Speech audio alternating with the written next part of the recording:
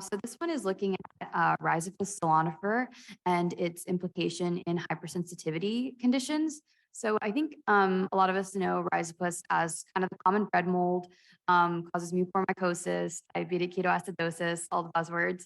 But its implication in hypersensitivity disorders has not been fully, I guess, investigated. And so that's kind of what our team is looking at with Dr. Carlson.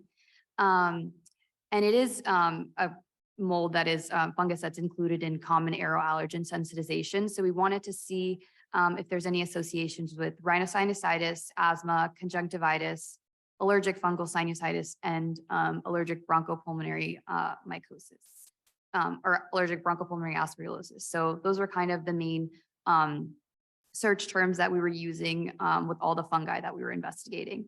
And so with Rhizopus specifically, we included 9 studies, and we did find it is obviously a rare sensitization, but we did find that it should be evaluated when you're working up hypersensitivity disorders that are negative for more common sensitizations. So in this table, there's a couple of case reports and case studies that found that in some populations, there was a sensitization towards Rhizopus stolonifer, and they kept working up these patients, and they were negative to a lot of other things, a lot of other common fungi and aeroallergens, and then they ended up being sensitized to Rhizopus.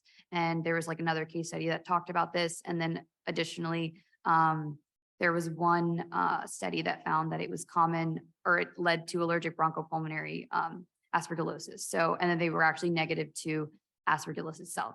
So kind of just something to keep in mind when working up, hypersensitivity disorders and sensitizations, and they're negative for a lot of other things. That's kind of where we found that Rhizopus fits in. And it's not only always going to be like mucormycosis, which is also rare.